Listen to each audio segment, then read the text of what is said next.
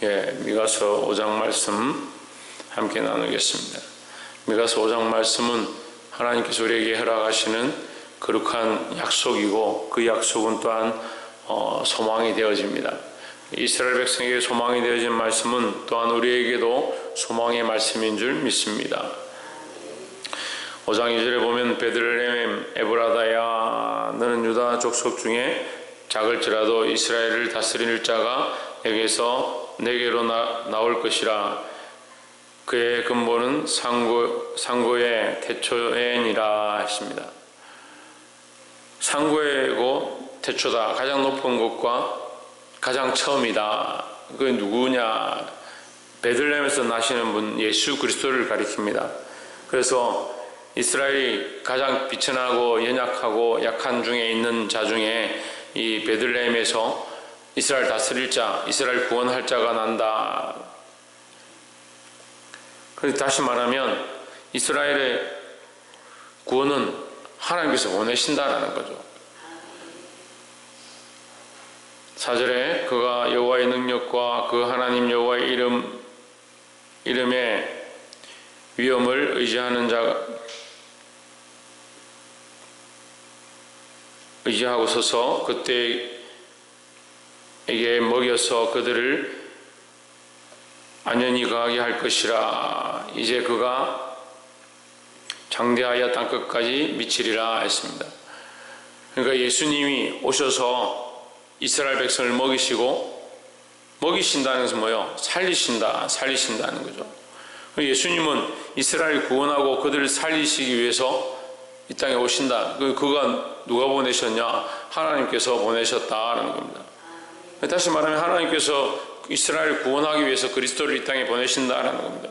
그러니까 구원의 길은 어디에 있느냐? 하나님께밖에 없습니다. 그러니까 하나님께서 누구를 통하여?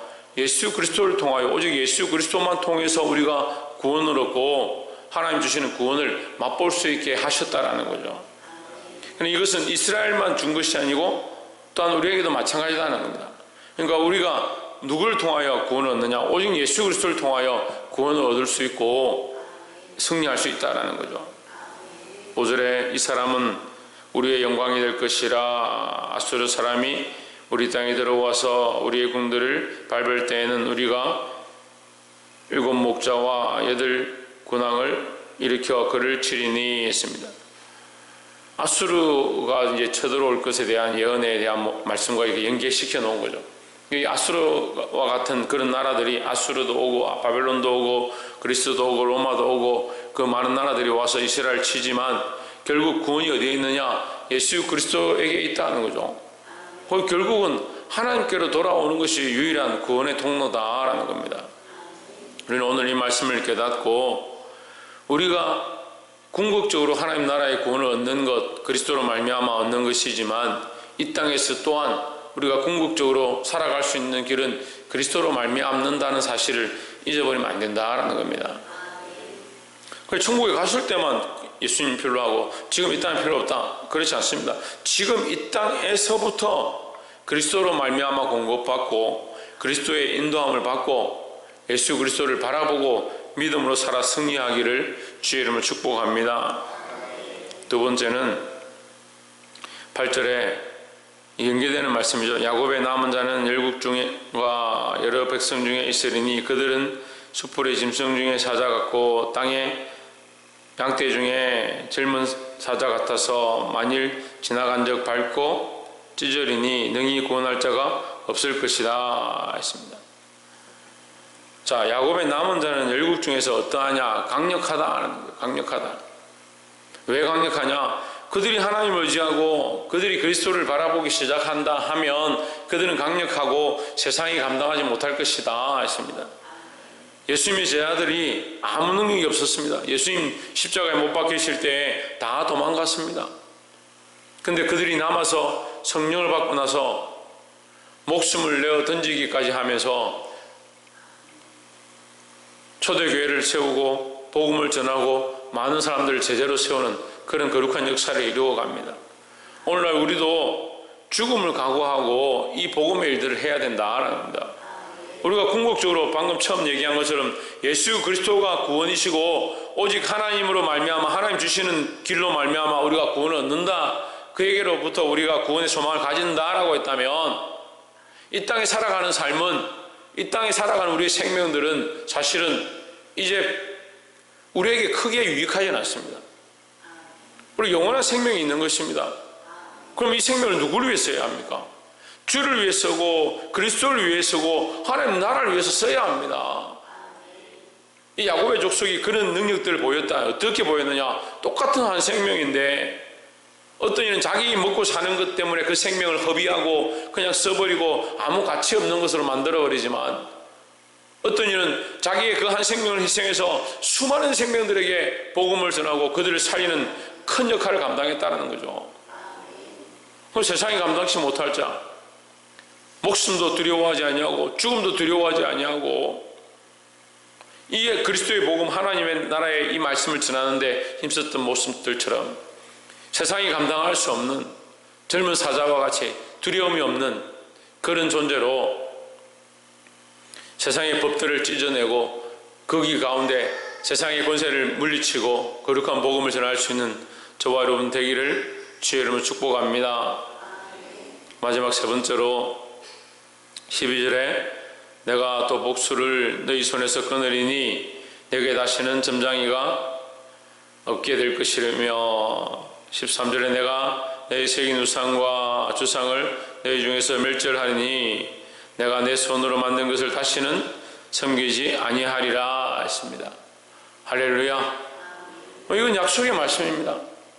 그전에는 하나님도 몰랐고 그리스도도 몰랐으니까 뭘 의지하느냐? 복수를 하는 자, 점치는 자, 우상을 의지하고 그들 앞에 가서 엎드렸습니다. 세상의 논리와 이론 앞에 가서 엎드리고 그것이 우리를 살려줄 것이라 생각했다면 이제는 아니다라는 거죠.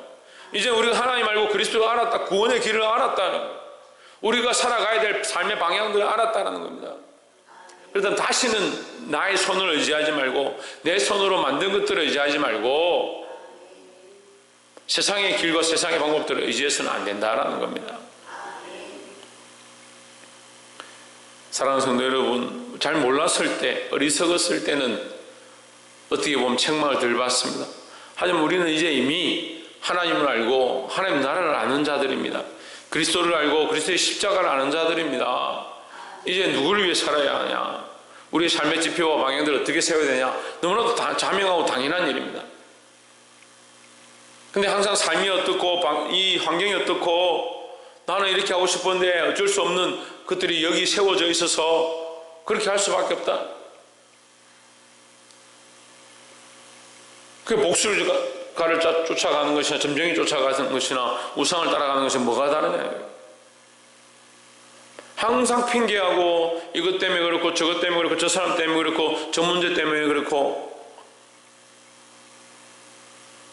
그리고 그리스도를 위한 하나님 나라를 위해서 부르심을 받은 우리가 젊은 사자와 같이 일어나서 목숨을 두려워하지 아니하고 이 복음을 전하고 이 기도의 일을 해야 될 것인데, 여전히 기도하는 것보다 뭐가 걸려서 안 되고 어떠한 문제들 때문에 하나님 앞에 나올 수 없고,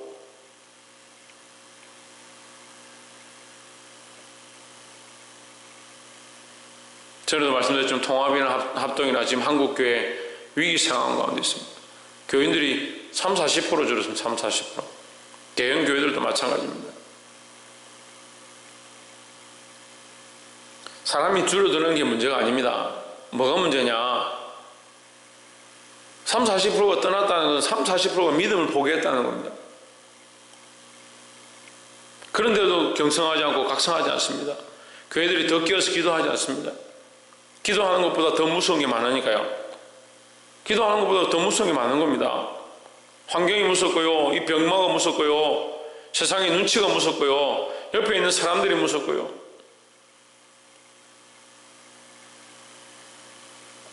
사랑하는 성도 여러분, 젊은 사자와 같이 일어나십시오.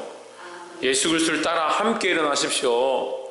그리스도가 이 땅에 오셔서 이 이스라엘 백성을 구원하시고 또한 우리에게 구원의 길을 허락하신 것처럼 오늘 우리가 이 복음을 들고 세상 가운데 나아가서 구원의 길을 선포하고 진리를 선포하고 그들을 하나님께로 이끌 수 있는 저와 여러분 되시기를 주의 이름으로 축원합니다.